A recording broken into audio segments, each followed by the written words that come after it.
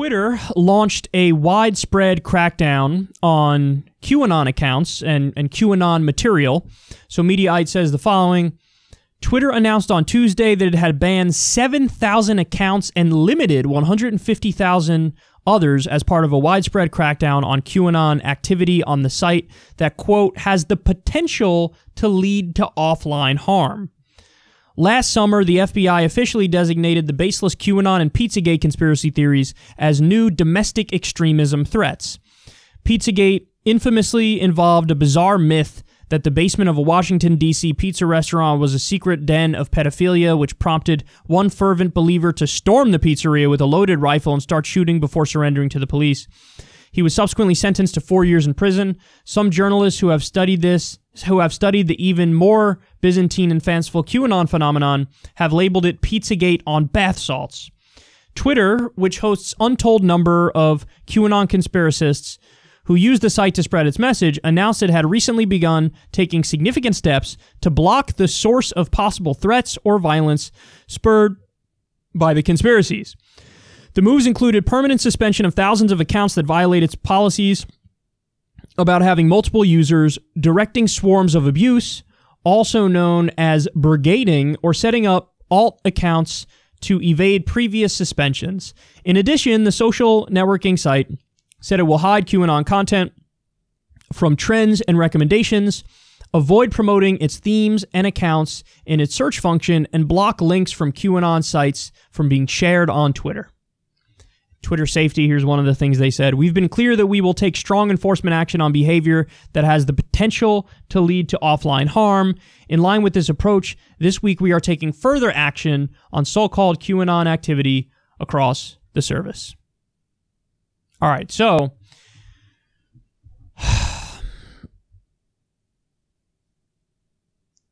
when it comes to QAnon as such, I think they're pretty much wrong about everything. I've seen some of their stuff. It's preposterous. It's absurd. I'm stunned that anybody believes it. You really have to be a sucker to fall for a lot of the stuff that they say.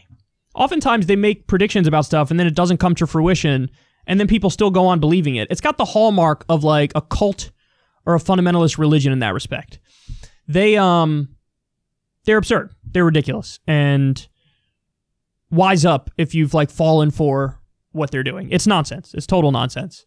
And this is coming from somebody who I like to think I'm relatively objective when going from conspiracy to conspiracy. Because listen, oftentimes conspiracies are real. Look at the Bay of Pigs, for example.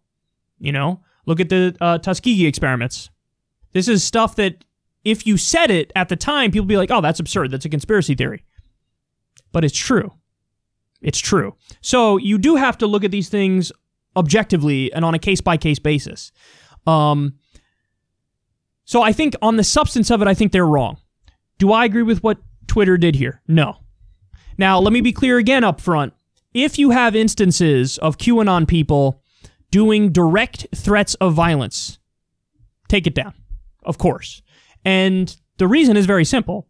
Even under the U.S. Constitution and the First Amendment, case law shows direct threats of violence, that's not protected speech. There are very few exceptions to freedom of speech in this country. Libel, slander, these are the obvious ones, but the bar is so high to prove it, which makes sense. But direct threats of violence is another thing that's not protected at all. So, I would say Twitter is well within their rights to say, if somebody's doing direct threats of violence, we can't accept that. We just can't accept that. That's not okay. Doxing or clear cases of extreme harassment, that too, that's not protected, and I'm totally fine with that. But here's my problem with what they did. They pulled 7,000 accounts and limited 150,000 others. You're telling me that there were 7,000 accounts doing direct threats of violence or like doxing people, and there were 150,000 others that required limiting their function? No, because what's actually happening here, and I think this is the only fair reading of the situation, is that they know that this is a conspiracy theory and that these people are a little off, and so they're punishing the content of what they believe. By the way, you're feeding into that victim narrative perfectly. Good job, Twitter. Now they're going to be even more emboldened in their belief. They wouldn't pull us down if we weren't onto something. This is what they're going to think. This is what they're going to think. So pull down, you could go after the specific accounts doing threats of violence or doxing or any of that stuff, but to pull down 7,000 accounts and limit 150,000 others, guys, this is just sloppy thinking.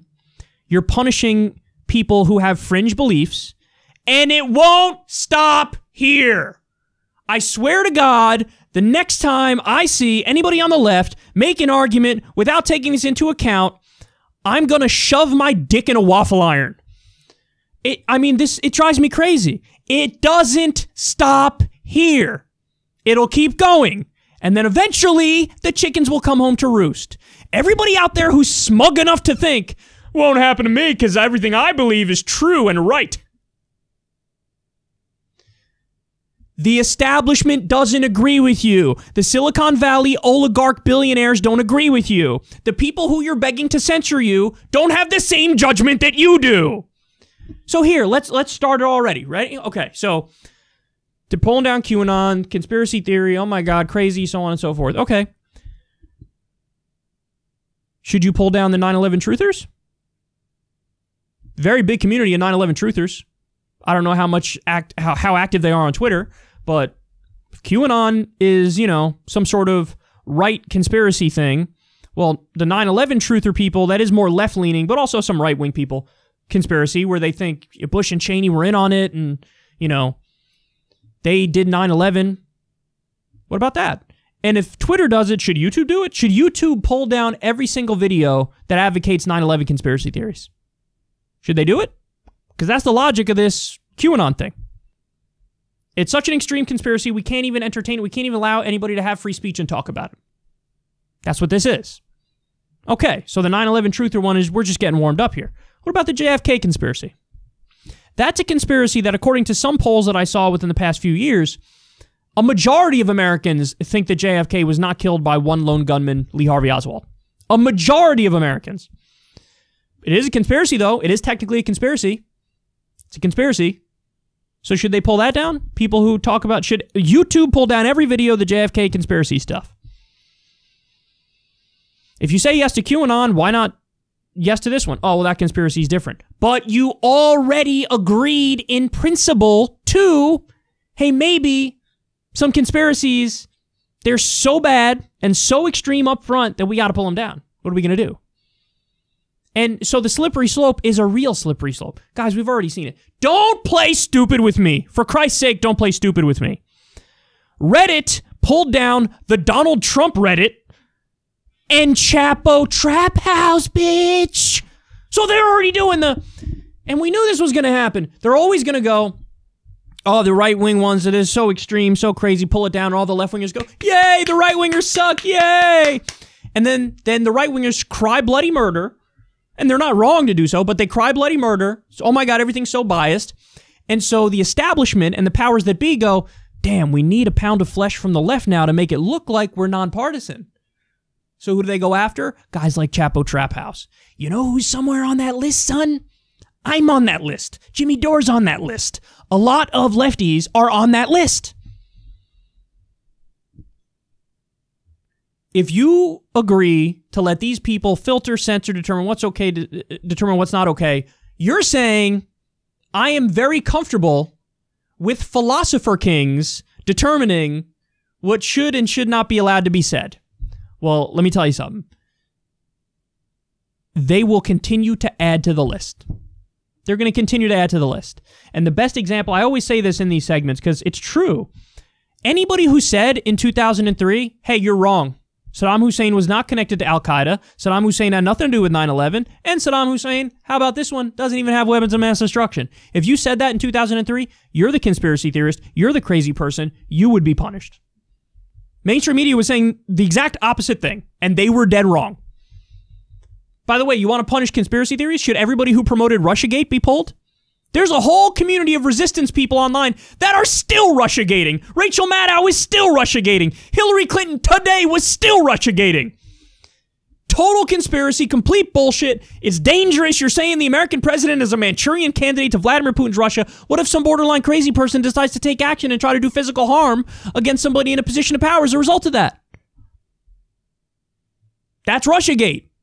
Should you pull down all the Russiagate accounts? Of course not. Of course not. If somebody does a threat of violence or doxes, yes, you take action in that case specifically. To do a whole broad, okay, no, this is extreme, I'm uncomfortable with this, I'm uncomfortable with that. Well, you open the door and we're going down the wrong path. And everybody who's cheering now, just wait until somebody's in the position of power to determine who gets pulled down where you don't agree with their judgment at all. Because let me tell you something. Somebody who's a Steven Crowder fan, somebody who's a Ted Cruz fan, these are people who look at me and think I'm Satan incarnate.